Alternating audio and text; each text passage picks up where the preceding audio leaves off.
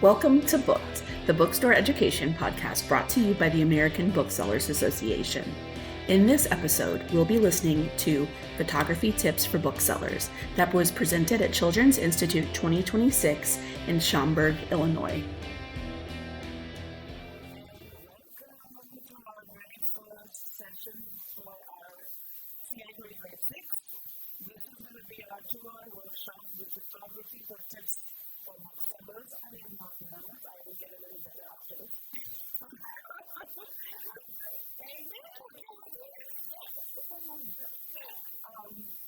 Before I get into all the nice stuff, I have to quickly show our first guidelines. I won't be reading this slide out because you can see this for the next few days. But don't do any of that, okay? Housekeeping, this one I go through. I don't know what's the situation of Wi-Fi in this room, but if it works for you, it would be great if you can scan this QR code and follow us along with the slides. We do have one handout, but it's going to be fun. Recordings. We are recording this session. It's audio recorded, and the recordings will be available on Booklet and Booked, our podcast. And since we're recording, that means mics, right? So the listener is reminding for us today. She has a mic. If you have questions, look for her to bring the mic to you. Ask a question to the mic, and you will be able to answer. This session, we are going to use cell phones a lot, but on silent mode. And finally, do let us know how you did on the server. The server is on the app, and there's also a link. You'll find the server. You're going to find it. Agenda. I have 6 bullet points here. 4 of those are going to be tag team this, and we're going to quickly talk our way through it. The 5th one is a fun one. We have a 14 to 15 minute hands-on practice session. It's really nice. I'm hoping that when we leave, we all have some nice photos and memories together. You are cheering me on. Thank you. And then there'll be a debrief that we wrap up, and then we will stick around for questions. You want my number? I don't know.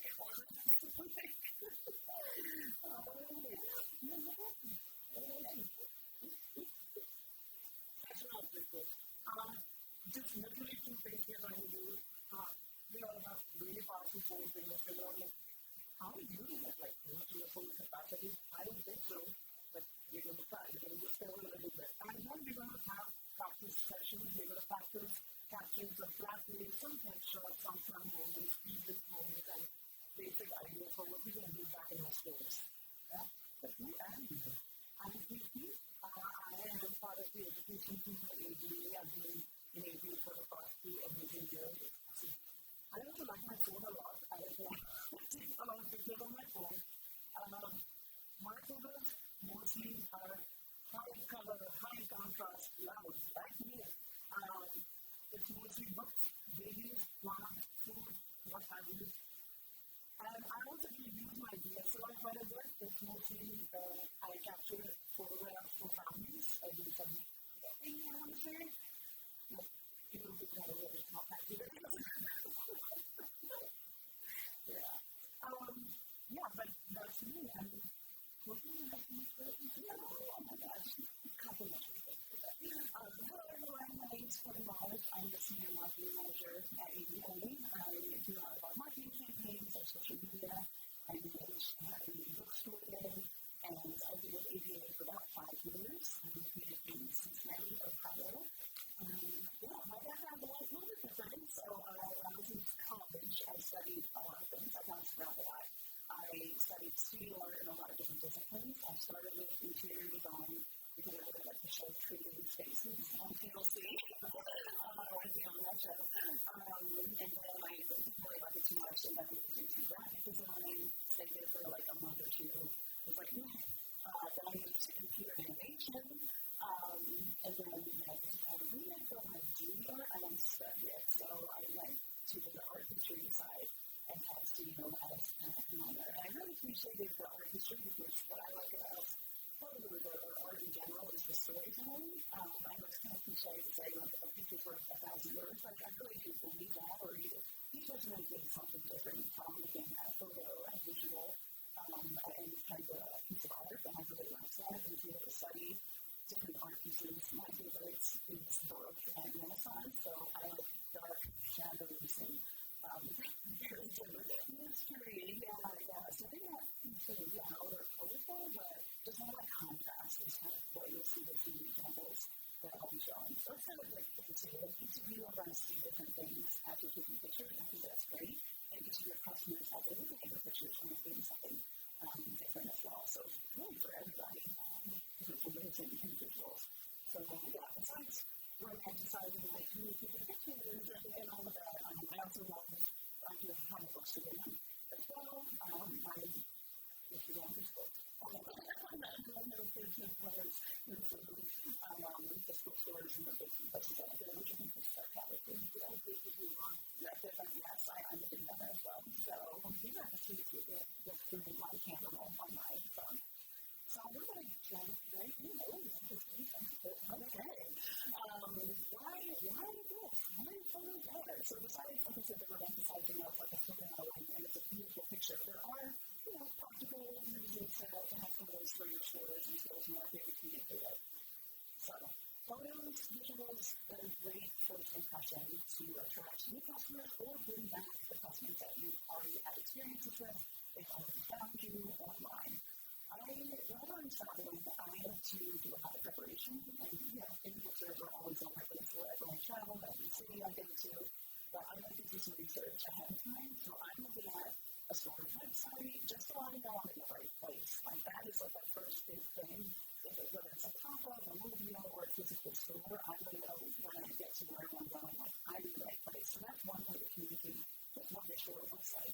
And that is the first impression that most folks will get is the physical structure or the things that you have set up or a pop-up or things like that.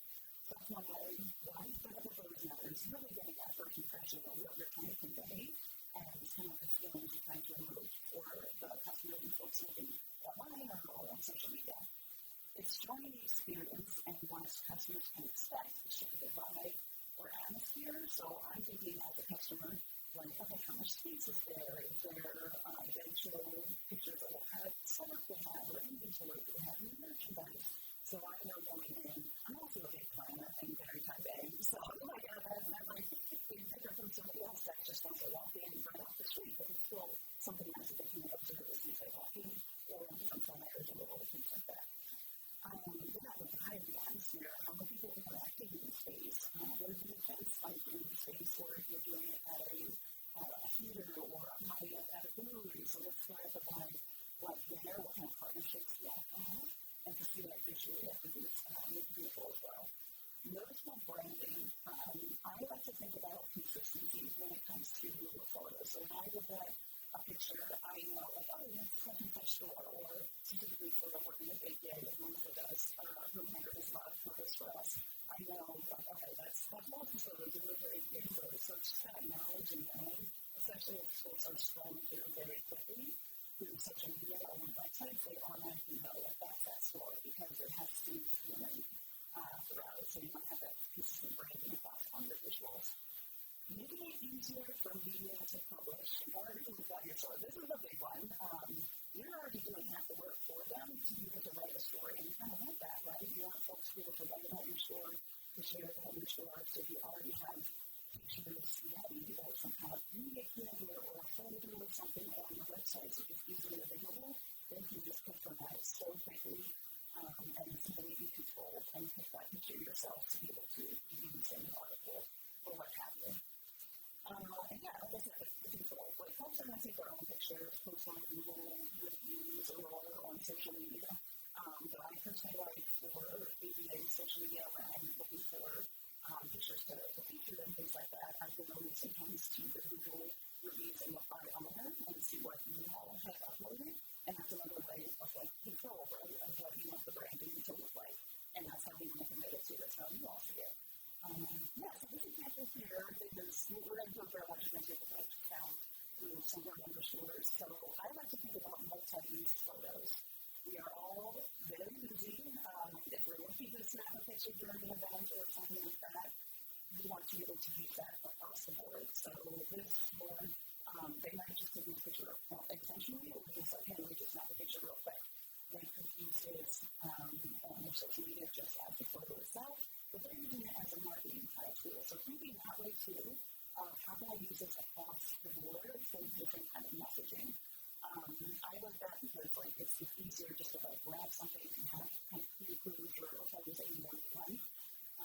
We have to do what's called batched photos. So you just now have 30 minutes of potentially free time. You're going to spend that 30 minutes just taking as many pictures as possible just so you have a collection, and you can pull from those whenever you need them. So I think the store did a great job of, you can still get the atmosphere and the essence of the store itself. If you still see it, you get the branding, you get the interior of it. It's also communicating something else that they want you to know about them. So thinking more time-based, especially if you don't have a lot of time to take a lot of pictures. So that hopefully will help with getting the word out there and the visuals out there. So here are a couple of examples of what people can kind of convey with their stores. And some of it might be really simple, but it sounds a lot. I'm all about simple as well. I like the dark and the shadows, but I like minimal in photos. So the first picture on the left side of each picture, I can tell as a customer as I'm scrolling, it's very light, it's very blurry. I can see through the front door. The reason I'm taking this before the shop opens, it can be, hey, come on in, you open at one at a time. I don't know what the caption is. I look at the caption last, right? I want to see what the picture is saying to me first, and then I'll get information through words later. So then I kind of appreciate about the store. So it's just a store, but it says a lot. The second one I mentioned, the first example, is showing it's going to be a carousel. I believe they use the same thumbnail for each one and just put the event, one event per slide on the carousel. So again, you can see how a customer can interact in this space. So there's a person, there's some depth to the photo, and we talk a bit more about what that can look like and how to get that kind of look and focus for that photo. But yeah, it's still communicating something. And then the third one, Happy Company Goes to Brooklyn, is showing the exterior. So that's kind of great too, that customers can interact both exterior and interior. And if that's a possibility, then that showcase that. It could be a hangout summit, it could be some of the folks who gather whether alone or meet with people. And I also see the sides, so I know what the store looks like as I'm traveling there. The second one I like as well, so this is more event-focused photos, and this I like because they repurpose these for later. They may have used this to say, hey, every time at X, Y, Z event, and just be done with it. However, they'll use it and recycle it, but I have to say, and doing more like an introductory post on their social media. And that's just that strategy in general of introducing new customers, maybe every few months or so, do a reintroduction, especially if you know you're not following your customers, just to show what you can expect. And they use text or writing real life examples of events that they've done. And especially with kids, showing the kids area, I thought was really smart as well. This is where they meet under the tree for story time. So yeah, thinking about how can I use these for multiple reasons to share different things about my store.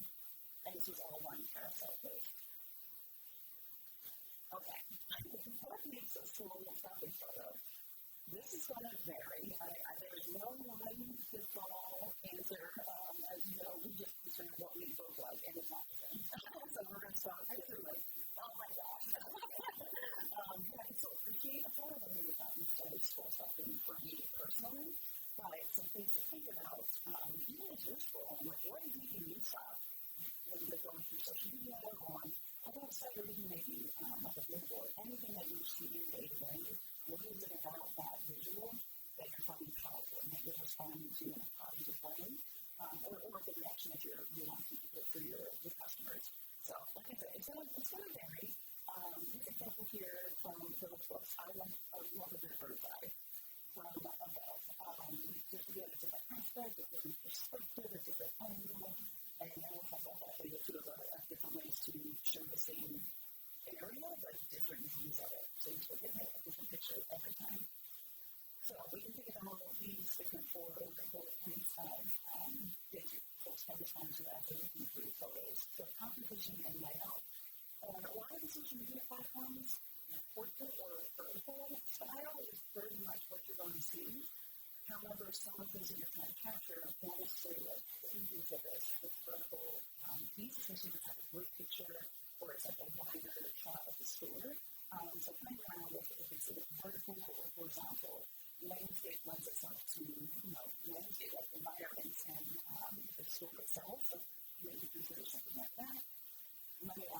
how busy is the photo? Is there a lot going on? Does my eye go directly towards something? So that I appreciate when I'm looking for photos as well. Are there props? Are there merchandise that you're using in there? What's the environment like? Are there people in there? A lot of these are kind of just like a combo, or I guess like a whole card. You kind of like pick and choose what you want to focus on within each photo on a picture.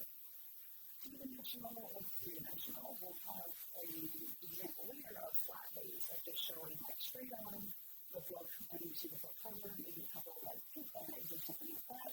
Or something like this story, which is more, has more depth. And it is visually interesting. And yet nothing very person-to-person. So here are some examples. So this is, I'm laughing because these are all shadows, and I'm like, yes, I love all of this. It's incredible. So this first picture was very simple. I just like threw the book down. I was at a silent book club event at a Coffee House bookshop kind of combo. I had my coffee, I had my current read, and I just liked like how dramatic the light was coming through. Again, very simple. And you can make photos as simple or as easy as you would like. And just depends. If for books that aren't, or maybe a camera shy, I love the picture in the middle. You have people photoing it's a Pittsburgh for Richard Institute this past February. And I love this because you don't see their faces at all. And you can tell the personality, the yes of these two individuals. So if folks don't necessarily want to be in front of the camera, there's a more creative ways to do it. We don't just want to do it. Something like that usually we just like to give that personality to your store and to your booksellers. So that's some fun. And then a smart bookstore, I believe it's in Minneapolis. And this one has two different things. You have the golden hour, that nice dramatic sunset, or I think it's sunset. It's also like two-dimensional, it's just flat against one bookshelf, and it's kind of like a close-up. That's interesting. Yeah. So, yeah, these personally for me would be stroll shopping. Okay, moving on to perfection versus authenticity. I will be honest, I took that selfie this morning of me dressed up because I don't dress up this all the time. I'm Brian, I wear like sports stuff a lot, so this is very rare. But I took a lot of pictures. I was like, oh my gosh, it's like, how many pictures? I'm like, how did I handle on it? It's just like, I don't know. And you may not have time to have the perfect picture, and I think that's okay. Gen Z and Gen Alpha, whatever company next, I don't know, they prefer video imagery of like those spontaneous moments, those instant, like, candid photos, even a little blur that shows movement to it. So really think about that too, especially at events. You can have a mix of the pose photo, like with your author and folks from the audience, like posing with them, but that's really, I want that picture too. But also thinking about the laugh, the big laugh, the clapping, things like that that are real in the moment kind of feelings. That is, that is the reality to the photo. It's not staged. I will say there is room for the polished marketing photos. That's probably what the media would want, that are going to be posting in their journals and online web pages or online newspapers. So thinking about that, so maybe the website is more of a polished, here's a pretty picture of my store, but maybe social media is more that weird, down-to-earth, day-to-day kind of stuff. So having a balance, I think, is good. I always like about that not being misleading, because I always think about, where near the areas of like buy a house, but I think about realtor websites and like some of the pictures that maybe overemphasize kind of really they have that bedroom, wow, it's huge, and then I go to like, this is not what that picture shows. So it's so pretty, so thinking about too, like what you're putting out there. Because the Gen Z and Gen Alpha are very much authenticity, genuine. What you're putting out there, they expect to see that, and that's another big thing you said, over expectations on that. So here's some like examples of things like perfection versus authenticity. So along the lines, I think this is really from YouTuber. I made that mistake, but there's somebody YouTuber from Savannah. So I was in Savannah visiting my family, picked up this Belgian waffle, put it down on a bench. Take a picture, right? We still have 2 seconds. I wish I could display food that looked that nice. That was really cool. So it's just very simple, if I have food or anything with food, to it, it's still genuine. I didn't pose or set anything up for that picture. But the second one I love, Green Apple Books. This did so well. I looked at the account on this. It's too simple. You're literally just running on a piece of stuff or paper, whatever your message is. That's the photo. So it can really be that simple and then you authentic that way. Just to show like someone's handwriting or this is us in the wild. And then the third one I thought was interesting. This is kind of like that vintage feel. I feel like I haven't done whatever. I can't say it. There's a little one for it. This was a store that did a partnership with a brewery. It was an Alice in Wonderland event. And they did some like close up. And we'll talk about too about like how and what you want to take pictures of later, but they did a detailed shot. So it wasn't a bunch of close up off of the bracelet making kind of experience. So there you go. And then we can go right to how do we get these pictures? What do we do? Let's go. I'm not reading it. There are some references. And the first one is every night, right? My son, again, I like to lean towards natural light. But we don't always have natural light days. But when we do capitalize on them, when I say natural light, I'm not talking about the harsh direct sunlight, not the windows that are bringing in the sunlight that burns your money from, not that one, but filtered light in your patio, under an umbrella, maybe a bright indirect light source that really gives all the details enough light to shine, right? It doesn't burn off the highlights. It doesn't make harsh shadows. So I do like that. Again, this was definitely on a rainy. I love rainy days, by the way. Somehow, you think it's dark, but it's not dark enough for your phones. Your phones are amazing. Those cameras, they have like, I don't know, like 4x. I can't keep up with the numbers anymore, but it's got a lot of power. We don't need a degree to run that thing, and you still get amazing shots. Again, low light is a real concern in our business. Low light, like the bookshelves, the shelfies that we take. What do we do here, right? We do the use it like the whole one light in a couch situation. And then say, oh, I like that mood, and I was trying to capture the mystery of alien space. Or, we have some tips. We can literally switch on the light on these. So, in our camera settings, both Android and iPhone, we can switch on the night mode and keep it because it is automatic. So that you don't have to keep following and say, oh, I want the night mode now. You know how to do that, right? If you keep it on automatic, your phones are going to detect that there's no light and it's automatically going to switch on your light mode for you. So almost all the shelfies, all the books, the bookstores, the dark corners, the beautiful something to keep there is all light mode photos, and I'll show you that. The other one is get a tripod if you can, or a stable surface, or I have a very stable surface on videos I carry all the time that's lightweight.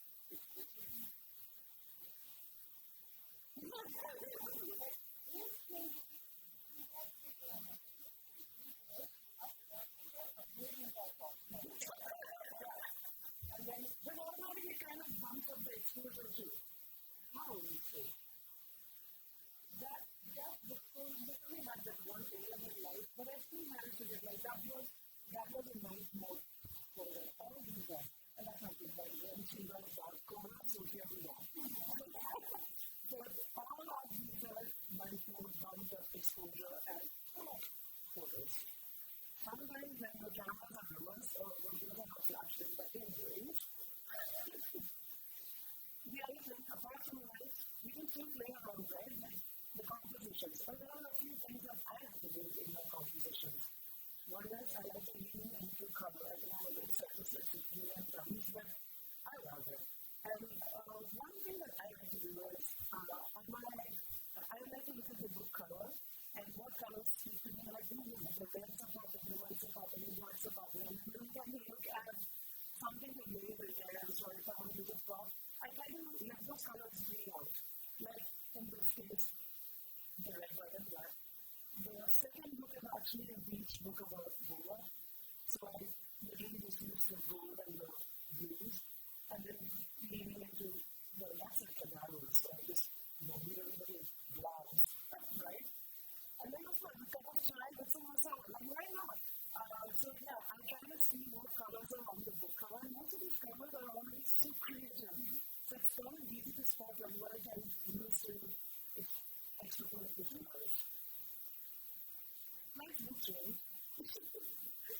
So, it is about books, but is it always about books? No. You can actually kind of focus, really focus on any level from it. Like this one was Boulder Books, Colorado. And they have this amazing environment, which I feel I've seen on their socials a lot. So it kind of is like their mascot, their emblem, their brand. So by putting this picture up, I could say that like folks who are looking out for bookstores would know, yeah, I know where you are. Right? Or you can lean into what more I'm trying to create. Like in the second one, it was the one because I'm already using it now. I still wanted to take a selfie. And I want to, so instead of like maybe I would take put a bunch of selfies to offer books and then they don't have to do it. It's what people like to do.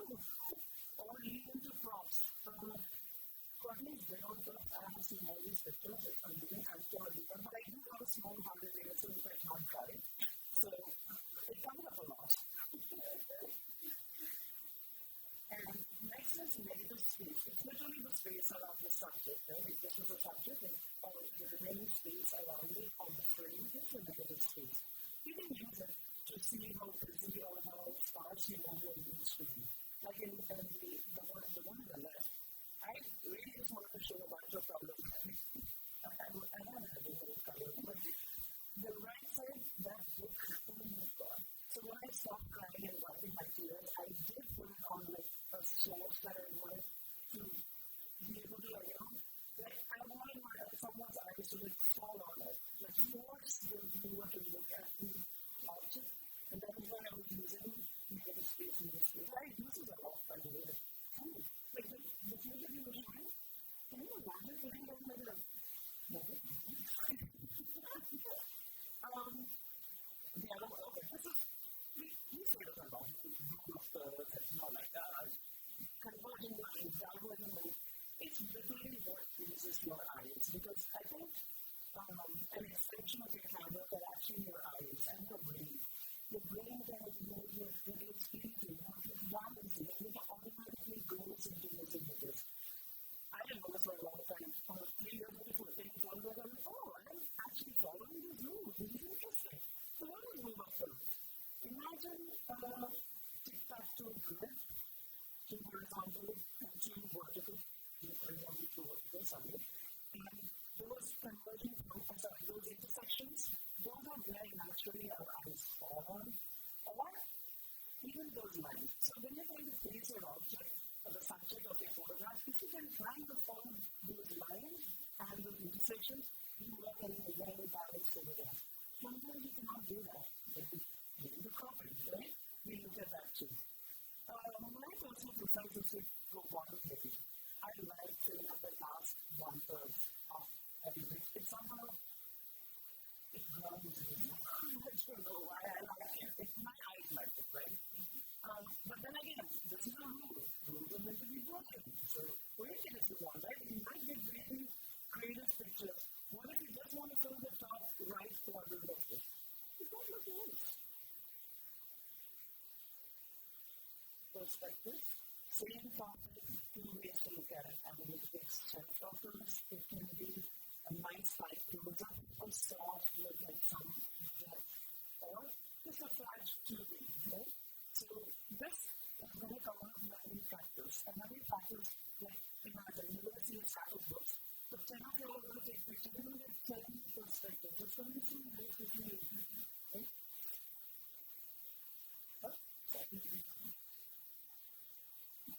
Or get low, crouch down and see. What do you see now? Like if I'm standing, this is literally this 5'2".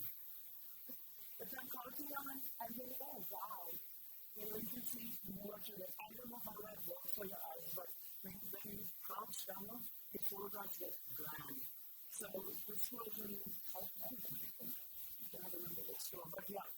So I like to get low and my knees are out. I like to get up again. You do a lot of pickups from the top too, right? Yeah, this is great. You get to see interesting triangles. Our eyes love triangles.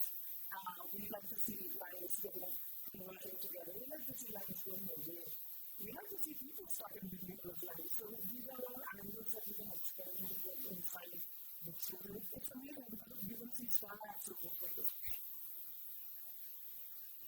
Okay, so that's opposition. Then again, things, computer stuff, there's so much other things that you can do.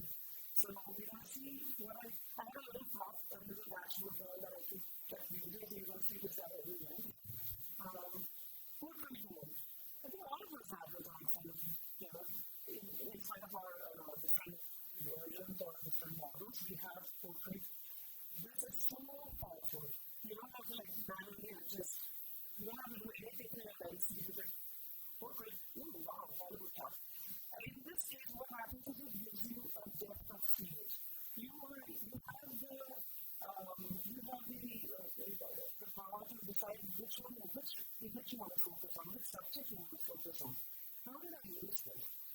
I switch on the bottom, you can see you have the different modes for the video portrait. What is that?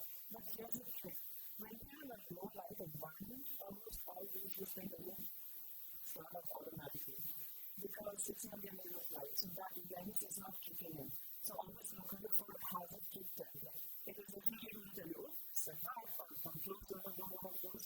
It's almost going to show that because inside our bookstores, the light is a little limited, so this is the problem that we have. I like to use this feature apart from my beautiful face. I like to use it in my books because you can actually draw attention towards or away from the subject. Nice book, right? How do you fix this thing out? On our cameras, on your phones, on our camera settings, we actually have a segment called composition. I checked it's on both Android and Apple. And this is mandatory for all of us. We should switch on the grid. We should switch on the level. And I'll tell you why. The grid is the tic-tac-toe lines that I spoke about. And the level, we all change. We don't know this, but we do. Because we add a little and do this. So all our photos are like this.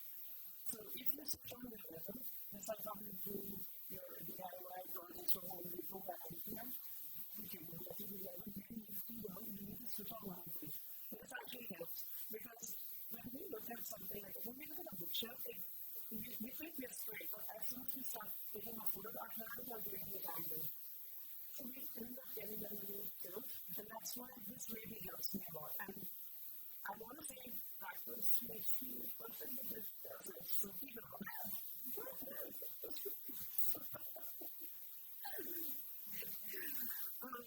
The other thing is, once you switch on the grid, you can actually start using the tap to focus function. So if there are two subjects, like in this case, I can actually tap on either one of these subjects to bring focus to it. And that function, I think that can be playing only once the grid and the level is switched on. But you know, my thing, that's what it looks like. Alright? If you can tap on focus, you can also tap on slide. So while you're tapping, you will see a little sun icon that can be slid up and slid down. And why I'm saying all of this so that you can avoid the headache of editing and post-processing the images much later. Oh, that's too dark. Well, I could have, you try to avoid those regrets. So while you're taking a picture, if you can take a perfect picture or like a close to perfect picture, then you spend less time on the post-production, which not a lot of people are doing. So the tap to slide and the tap to focus will save a lot of our selfies, a lot of our product images, a lot of our low-light situations. I must say that when we tap and slide and increase the exposure, increase the brightness, this also puts in some noise into the photo. You must see it when you zoom in, you see pixels. How do we avoid that? Again, that's it. Press on. See the body. And then look at this. Look at all these lens choices on one device that sits in your pockets. One X is the standard. But I went in there and I saw that we can actually change the default lens that we use. You can automatically use it. Are you a person who likes to take a lot of wide angle photos? But you to the point that it can give some distortions on the edges because usually are like this, right? Anyone, right? I don't know. If you go to my team, then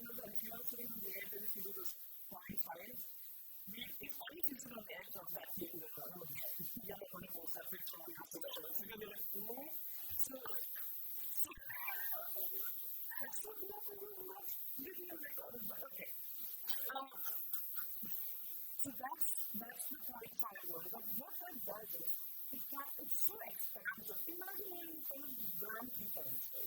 You don't want to do 4x, you want to do a 0.5.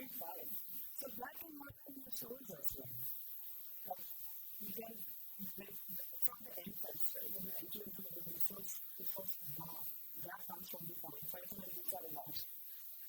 But if you have an unused logo map or a dusty globe sitting there and you want to see it like an image number 3, I wouldn't recommend that. You want to go into a 4, right? Why I'm saying this will avoid your headaches of trimming and cropping later on. That's right. So play with those lens choices that we have on our phones. Oh yeah, the most important. That you eat a basket of fries, clean your lens. You eat an article, clean your lens. You harvest very late, clean your lens. I'm just like, oh my god. Alright, so now we know kind of the skills that you can use with your phone. Like, what are we actually taking pictures of? So how do you capture your store's story? So different categories that you kind of work with here. So the first one we'll practice all of these after we're done with our formal presentation. Flatways and displays. So these, I feel like most books already are doing this, like the themed book section, putting together like gift guide kind of things, or a holiday that's coming up, you're putting this like books together. Like, you're probably already doing these things anyway, it's just a matter of capturing them. So this first photo, Storyline Bookshop. I like this because it might be new release Tuesday. I think that's a pretty popular one. You see the picture face what's sitting in your store based off the publishing date. So we have the second books and based off your little first, which is Bond Ready. So right and that's so it's working really well. So this area is kind of the balance. There's the stack itself, but there's also kind of variation that the visual interest shows the stack vertically, but it also shows these two other covers that might be the trailers, or they're just visually interesting because the covers are beautiful, whatever the case. So you can kind of mix and match there. So like I mentioned, you're already building these stacks, so we'll want to use them for your photos. Using prompts intentionally. So this, as well as kind of creating an experience for your customer. So on the right, I have outlined I think a reread of the series. I think I've read it like 3 times already. I just wanted to go through a list thematically around it. So based off some of the books that are in your store, is there any inventory merch-wise, other word battles, or other accompanying books that go with that book that you can build kind of like a theme with it? So I have to think about, if I'm looking at that picture, I'm thinking like, oh, how cozy that feels. So you're encouraging that experience for the reader. It's not just picking up the book, it's what can I do after it, what can I do while I'm reading the book. I can be cozy, I can have a cup of tea, I can have a release blanket. The other things that just have a jewelry box that's just been smoother or burned to make it design it. So yeah, this was already in your store. You don't have to get fancy with extra topics. You probably have everything already that you can make some kind of fun food with. Creating visual patterns, like I mentioned before, seasonal and social ready displays if you're already setting up a display, or tables, like right now, folks are walking in, there's a photo up right there, so use what's already set up, so you're not creating more work for yourself. And then styling for newsletters and social media, so that's the same too. Instead of just, you can always just link to your website listing of that title in your newsletter, or if you use Bookshop for that link as well. Or if you want to use your own photos in there, just add some visual interest in your newsletter, or anything that you can click on to be useful for these ways, just to showcase that specific book and what the theme is going behind it. So some examples here, at least the first 2 are ones that are already set up, like they're there already. So as a customer, and looking through the social media, the one on the left, I can clearly see the merchandise. Everything is laid out, it's already unfolded. I can tell, okay, I want to get their socks. So I can also just give you a sense of like how much they have to offer, the differences in the different book lines that I want to put out. So yeah, already set. And then the second one, I was in Denver at Spicy Librarian, and there we had this beautiful display. I think it was now springtime, or I can't remember what the theme was. But yeah, it's already set up. It's got a quick picture. I like this one because it's symmetrical. It's balance. And so it's the one kind of on the right. It's kind of centered, a little symmetrical as well. And there's a stack, but I like that depth. So what people are talking about with the portrait mode, they probably use here to still showcase the skin and the vibe in the background, but you're getting the close-up of the folks you want to focus on. Okay, event photography. That practices with myself and I mentioned also too. We are already doing this at the Institute, so you'll be seeing us, if not already, doing taking one of these photos.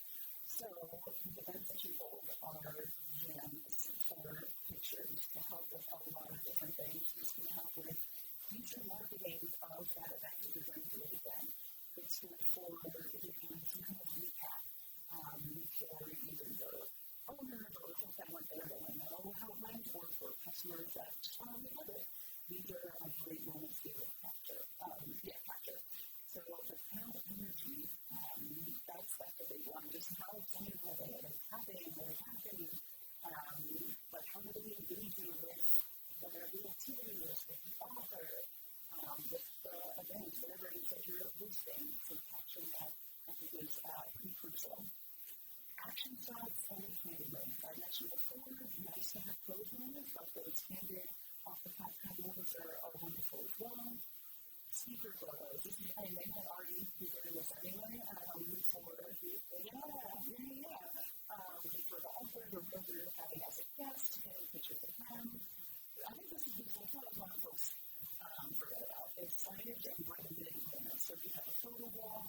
And I think about this when, as we're planning for institutes, we think about, how did we design? How did we set up that table? So it's not necessarily for a marketing purpose, but it's more so for reference later. And I can also just do a nice shot too, especially if it's a nice detailed shot of a balloon that you know, or a balloon right here, or something like that.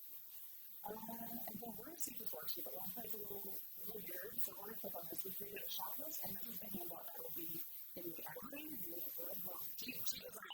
She designed it. It was gorgeous. Let's see if it's it's really pretty. It is really pretty. Okay. But that might be mentioned that it was there we go. Okay. So I will read through what is on that shot list, but it will be in your app. So this is, I think about the shot list as I want to go on with a purpose. What kind of photos do I want to have and be able to use later? If you are able to have somebody on your staff that is dedicated to this, that is even better, but if not, it's good. Or get what you can, honestly. There's so many things you can capture, but maybe focusing on maybe 3 to 5 just to start with, and then you can go from there. I just like to have that as a way to kind of guide me and know what I want to capture, so I'm not just running around and maybe I should get this out. I will say, before I read the list, be mindful of the audience or the customer experience, so it's very easy to be like, wait, can I just jump in and take a photo that they were standing in front of? Readers that are also trying to take a photo, so just be mindful. Accessibility, yes, and making sure that you're not distracting the customer experience as you're taking photos. Okay, so things to figure out for the shot list. I mentioned details, so signs, you have programs, you have feedback, any food or drink or merch that you have set up. That could be a good way to just showcase the little things that you want to think about initially, but are still part of the event and the program. The space. I really appreciate the before, during, and after kind of time-lapse thing of what's the original listener, this is during the event itself, and then the after work that people usually do follow. But I think that's a really good individual sort of it is. It shows the excitement and it looks really great, we spent all this energy, but it was wonderful. Indie books are I feel like a lot of stores do that as a big thing. Our shows, and it's just a really cool moment to see what the difference in the program made by having all these people come. Lines of people, groups of people. Don't forget an event stuff photo. So the folks that made it all happen, I think that's also beautiful. Just to thank them and just to show these people that do this. We do one as well. After our institute, we love doing that. Happy honeymoon. I know when we clean up the fashion books. Like it doesn't have the word, but we do go because it's not terrible expression, but it's awesome. Speakers and panels, as they are speaking, as they're engaging with customers and readers, the audience controls I mentioned before. I think that's pretty much it. Like I said, the shop will have more detail, but it is a few samples. And is it open on your phone? Okay. We'll have to do that. We'll get that fixed. No, okay. Thank you, yeah. The trouble for me, that's what I was like, I was going to do something. Okay, examples. So these are, so this was Ci2026 last year when we were working it. It was in Oregon, so I think this is fun. It's kind of like a inception kind of photo that photo of the photographer, and I like it too because you can see what that photographer in the picture, what they're seeing, what their perspective is. So you're seeing one thing, they're seeing another. I think it's always fun to see things like that. You don't think it's a obviously. Oh my God. And then on the right, I always say calling like influencer in the moment, in the wild moments, like you can just casually really, taking very natural moments. And I kind of a natural moment. So those are, more like creative kind of things, right? Before I don't, actually imagine it. So that's one on the left. I believe they were popping up somewhere. So that's cool too to see like what that space looks like for maybe this is before they're open. This is supposed to be social media, so I have to go for as a customer. And you can see like how things are set up. It's a post photos, you have your working it, you go down for it. And then there's one middle. This is not necessarily an event. This is just happens. And let's say we're going to do with Town Bookshop. So capturing this kind of engagements. And that's kind of fun too because it gives, I don't know, I'm getting from this, they feel comfortable in this space. They feel like this is a place that they want to come, they want to share happy moments. And I feel like that says a lot to people who have to scroll through. It's like, what you forget? So, yeah. And then along the right is more of like in the old kind of events where the store, Square Books, they were doing like I think it's like 40-hour meeting in like the window display where they were just there reading, their video instruments, and they just took a photo with permission. Oh, so thank you. Permission especially for younger readers. Check with the adults and stuff that they can post and everything like that. Okay, so these are the two on the left, or the first and the second one, are not necessarily in your store, but I feel like having pictures of what you as a bookseller or bookstore are doing to maybe improve or what you're bringing back to the store is also valuable. So while you're here, hey, and so you can take branding pictures of your going on sessions. I feel like it gives a personality as well. So this first one was through the site that you call bookstore for, and they just grabbed a photo for one of their English Institute. The second one is actually the Romance Party at Winter Institute. I like this because it still gives them the essence of the party. Like you see the background, you see people, you see a crowd, you see the space themselves, but you get the focus is on the beliefs and on the details. I think it's an interesting way to still capture the event itself, but it doesn't necessarily have to be the people that is the focus of it. And the third one is important. I can't go into it again. A bird's eye view type of fun photo of the performing event at a bookstore funded by the Literary Arts. Interior and exterior, so capturing the space itself. I think that making the space feel warm and welcoming. For the first example for the book bus in Cincinnati, if you have something unique, like being shown that Boulder Bookstore had the lion, like something that's unique, architecturally wise, some aspect of the store that's just like, wow, that makes it iconic.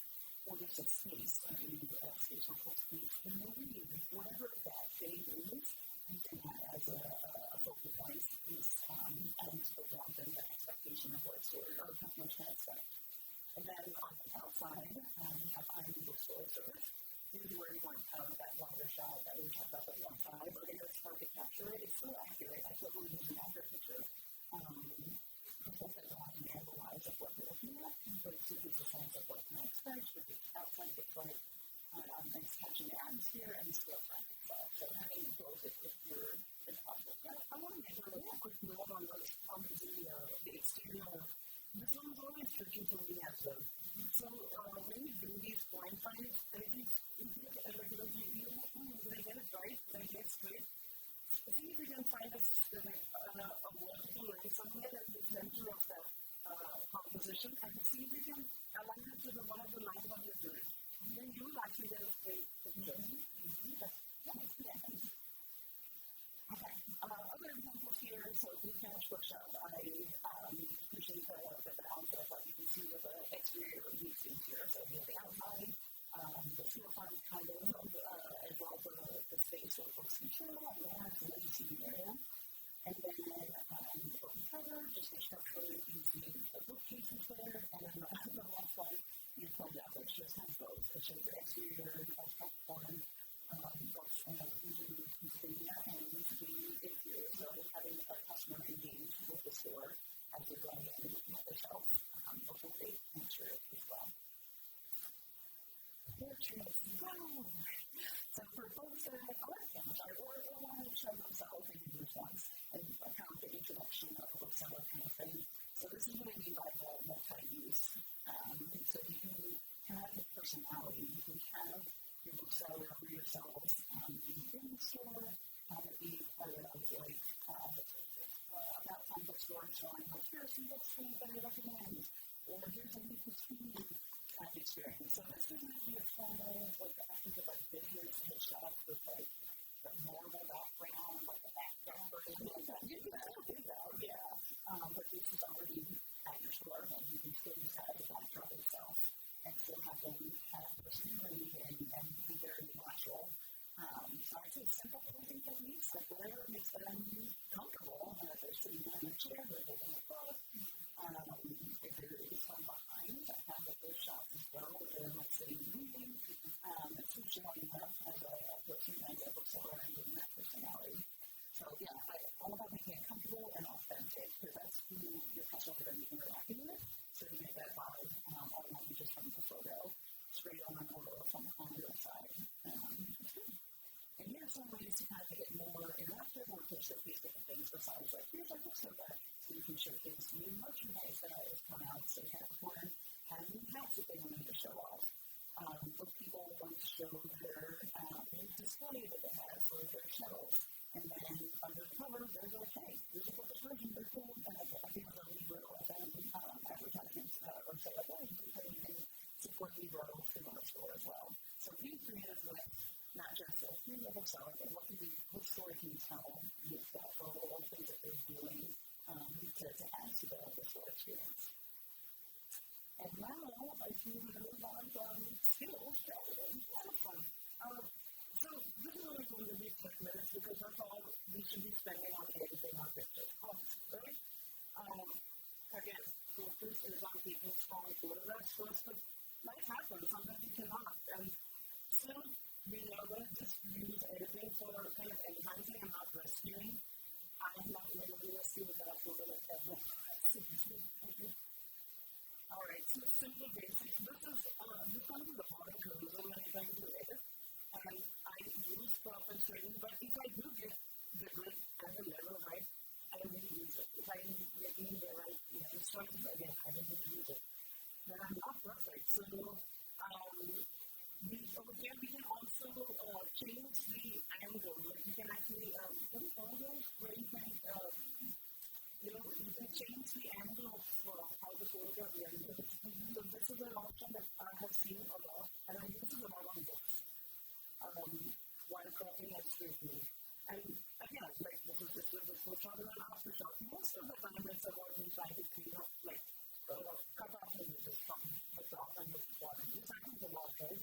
Like I'm trying to take a picture of a person, something like this. I'm like, I think a photograph is just a little above the ankle. That looks a little weird because we're not kind of grounding that person. And I'm like, okay, I guess I'm just doing a torsion up kind of a photograph. So I do that for books as well. Especially when I want to bring in the focus and when I want to eliminate a lot of noise from it.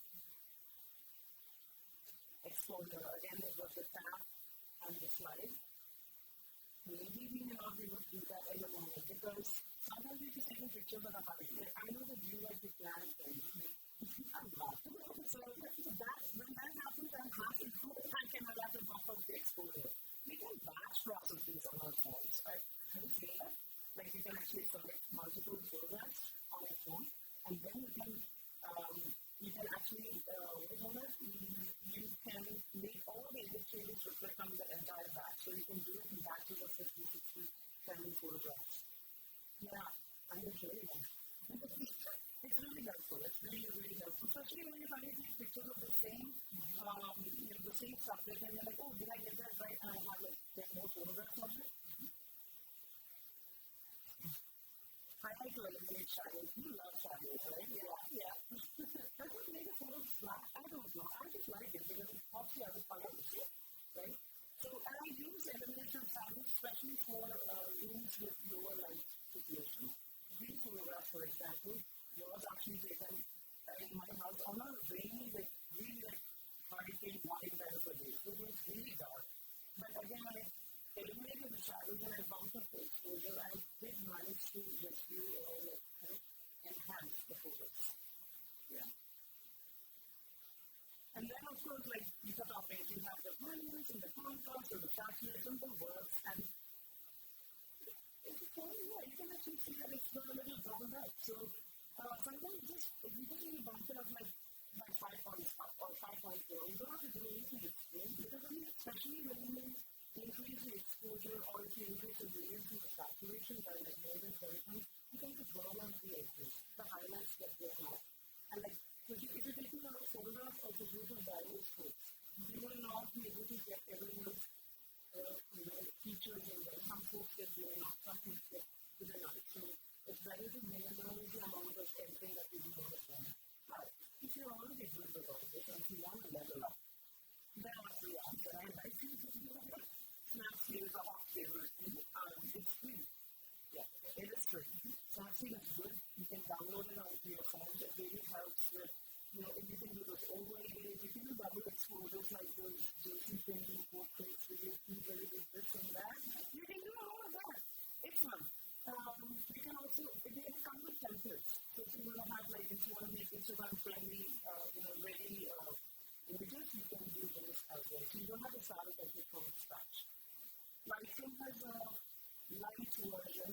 Lightroom is generally paid, but I think the phone app there is an unpaid version, like a free version as well. Canva, what's favorite? I use it on my desktop a lot for creating files and newsletters, but if you have it on our phones as well. So these are the 3 that I want to recommend. Play around with these, download them, level up.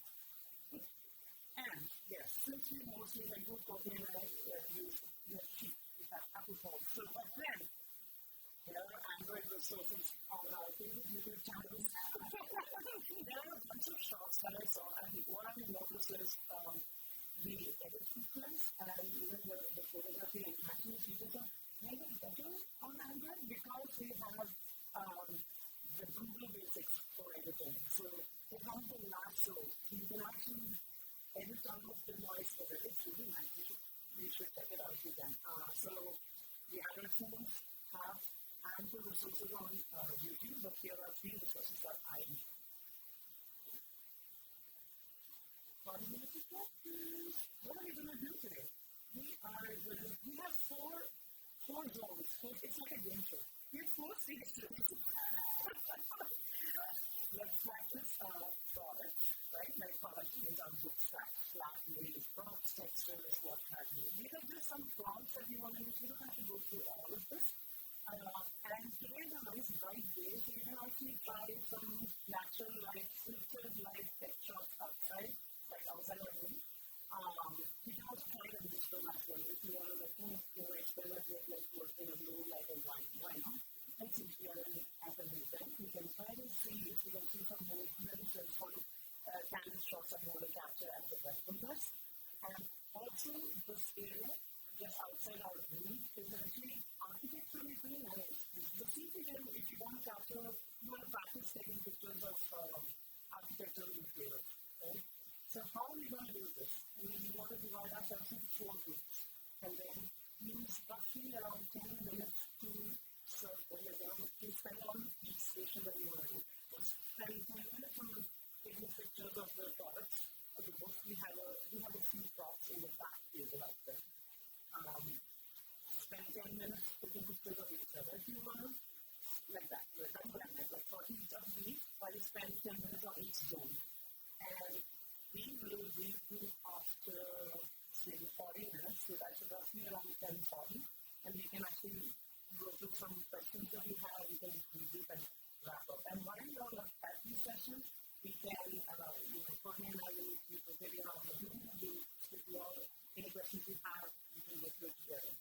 So, is there something you have? Yeah. All right. So, full books. How do you do it? So, yeah, the props are back here in that back table, and then we have 3 books to meet outside. We can meet outside, yes. For sure. There's a nice area just outside this door for crates. Because it's not as nice as a white background if you want to use it. For sure. So, we come back in 40 minutes. All right, debrief and wrap up time. How was that? How was that exercise? Was it helpful? Yeah. Everyone thumbs up and yes. All right, good news. The short list, the beautiful PDF I was talking about, it works now. So see if you can click in if it works, okay? And I'm going to turn it off. Yeah, I was going to say, can you click on it? Yeah, you can do this. This is really helpful. It's got, so yeah, the list that I mentioned verbally, yes, this makes me English.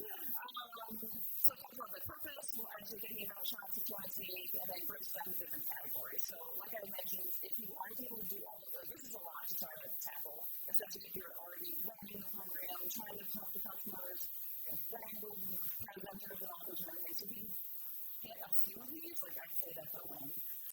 So we have the purpose, we talk about the details, the space itself, attendees, and special guests. And then the miscellaneous at the bottom, different language class, be mindful of people's spaces, and designate a person if possible, or kind of split it between your staff if you have multiple people working in.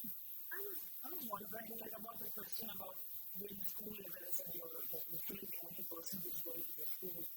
Do you feel like the media specialists in the school could, I don't know, would they work? Is that a thing? They do? Yeah. I don't know. I got it. Oh, yeah.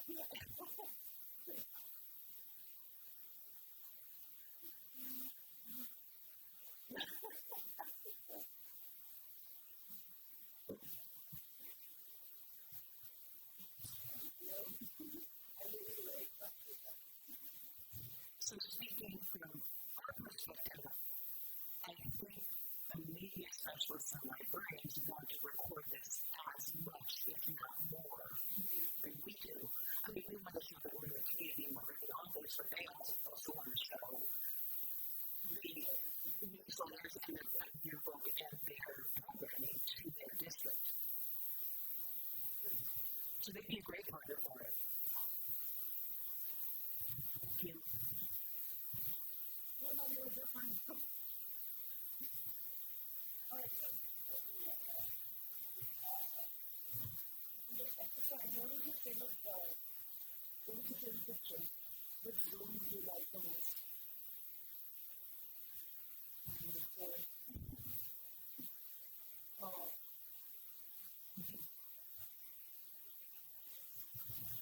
We just did a little portrait, Chris and I, outside each of each other, and I hate having my photo taken, but I love people's faces, so she was doing some great little different moves, and then so that was fun. And I also did a lot of sort of just watching the floor below from on top, trying to catch some of like the upstairs, downstairs, like dancers downstairs, and them taking all the photos in front of their backdrop. And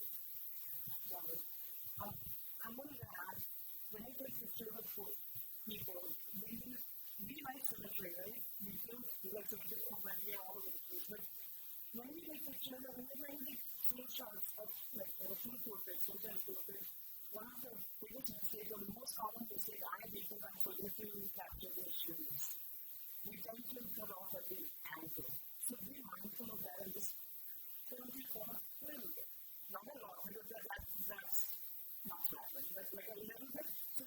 to the shoe. And I think this happens a lot when you're petite-sized, like around 5'2", specifically. That's actually when it happens, because the camera is right up there, right? And then we try to do this at our eye angle, and then we cut off the bar, right? So that's just a good. If you do not want to take phone shots, another very flattering way is to stop it somewhere around just below the knee, like 3/4 of the knee. One of the flatness to the umbrella was the light in the that's because of that overhead light there. And that those are the two which are problematic. So when you do flatness, you usually definitely need to do that. One thing is like you think about flatness like this, right? Which is fine, but if the light is not your friend, then you can actually step back and you need to be able to avoid that glare of the glossy surfaces. And then one of the features of your phone is to adjust the photo. So if it doesn't look like it's straight flat down, you can adjust it to make it look like that too. Yeah, on the top, so on any of the photographs that you took, if you go down to the edit and the crop portion, in the crop one is that you can fix a level, and then there is some more, which can actually fix your perspective, your angle. So play around with that a lot because bookshelves are upright, but then you take pictures if you look really tilted. Again, it's that human tools and what we have learned. Not all that can be fixed because there's some interesting perspectives in the structure and the compactability of these pictures. So those are just some additional tips for editing. That's what I really need. And what else? So apart from life, what are the challenges to your face?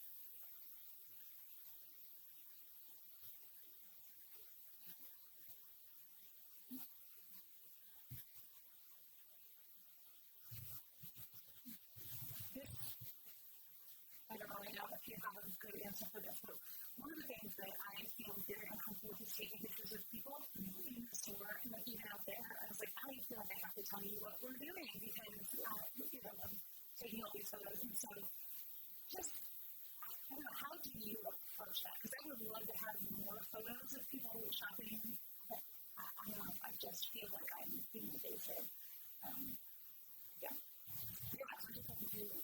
I know this was a question about release forms. I just want like a formal process just to be able to capture things you're looking for things so that they know ahead of time. And if it's a program that you have to register for ahead of time, it's not just up and browsing. That might be something that's part of the registration to have it there. But then, yeah, they might not remember that it was on the form itself.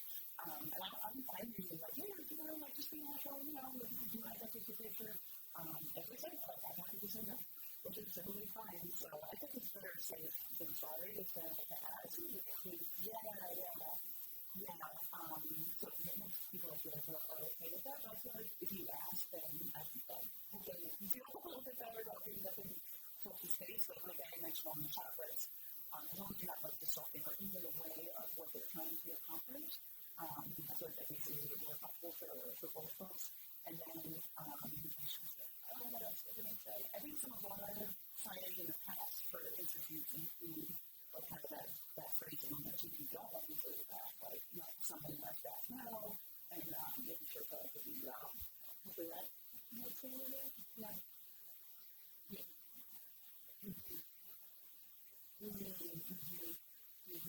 Yeah, wait, are you saying like when the person was browsing, like the person was just turned against the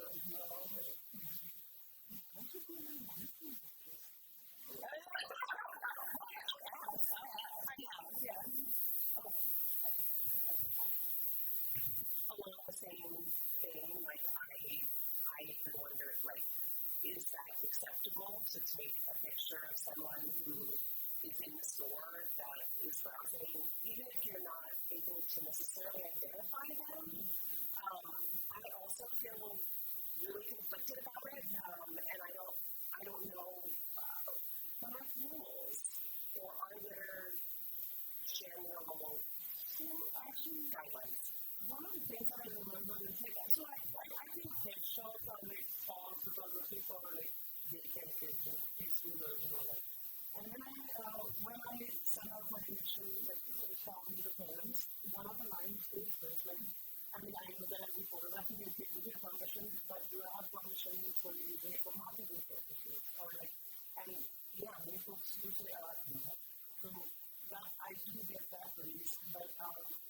so we didn't predict who to do.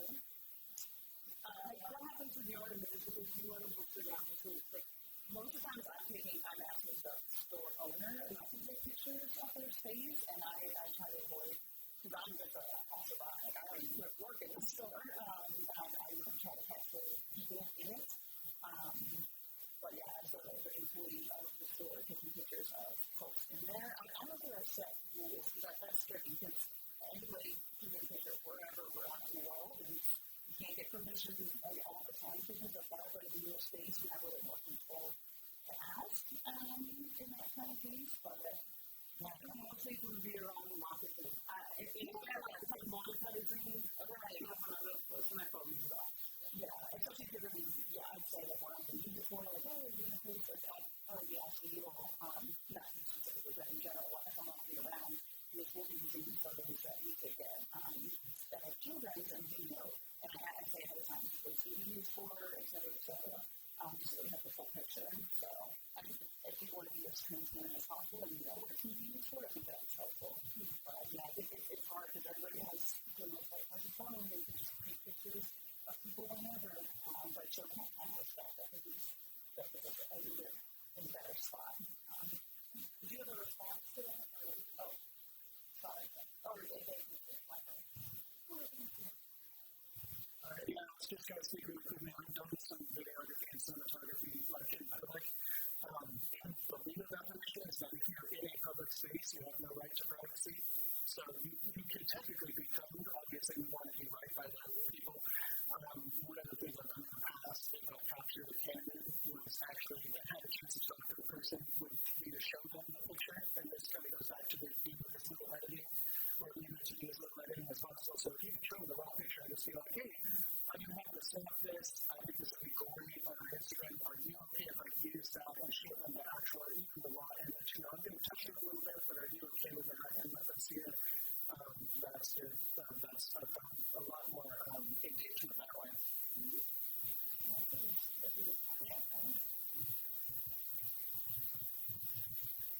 One of the things that I do is a lot of classroom work, school work with grade levels, cultural work with organizations. And one of the things that I've become hyper aware of is the fear of an image from a family who fears ISIS. I have on my bonus picture, please don't show it, and she's one of 8, 10 kids. So just a little awareness about maybe the silence of it all, but also pressure of it all.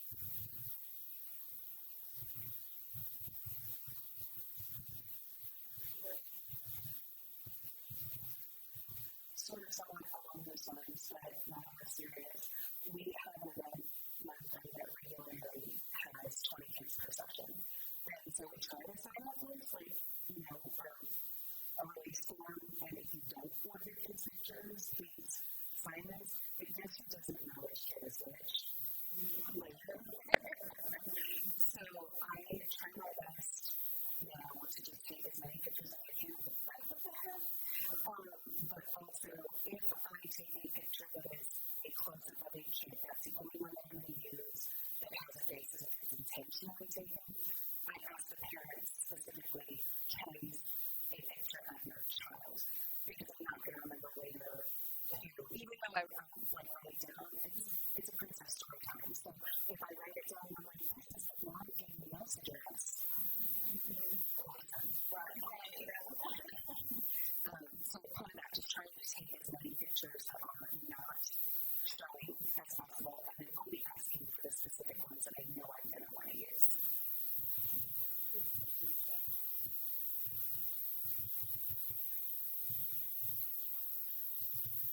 I was just going to say a similar thing is that I try to just angle from the back during school visits and story time. But another thing I learned from the school community and watching school Instagrams is that a lot of times if there's a student whose face, you would be able to see or put an emoji there, so you just don't see the student's face. And I have mixed feelings about how that looks in the photo, but I think as far as protecting privacy, it's a solution. And maybe there are just a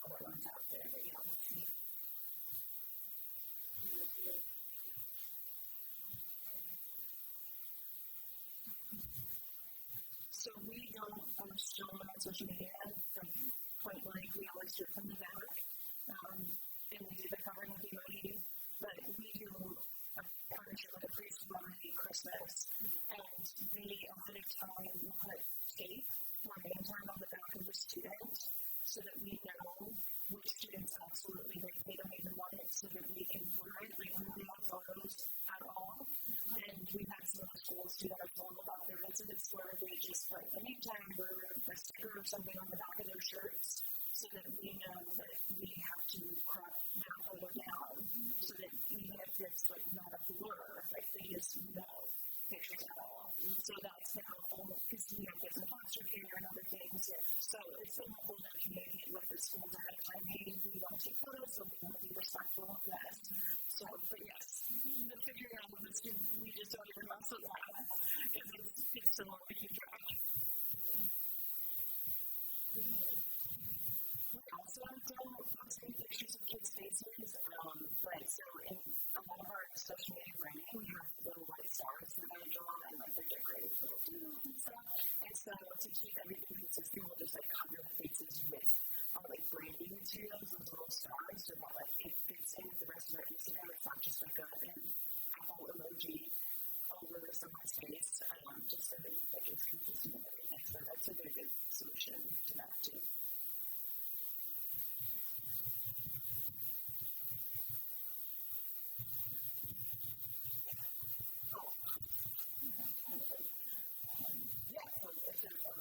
But we do, if you like this kind of style and you want to learn more video or movement and that kind of thing, we do have a session at 12:30 called Crafting and Engaging Reels. So I think that's what we're doing. Oh, nice. Okay. I'm at the variable side as well. I have no hands-on. So please just go out there to me and take it into your phones for one thing. So that's available. I also say like you were taking pictures as part of this workshop of things around this area, but I encourage you while you're around attending different things, take pictures then too, like the skills to practice. I'm sure I'll probably take pictures anyway, but yeah, there's a great opportunity to use these skills and take pictures while you're here. Thank you for listening to Booked, the bookstore education podcast brought to you by the American Booksellers Association. Don't forget to subscribe to the show on your favorite podcast app. Additional educational resources can always be found on the ABA site at www.bookweb.org. Happy reading!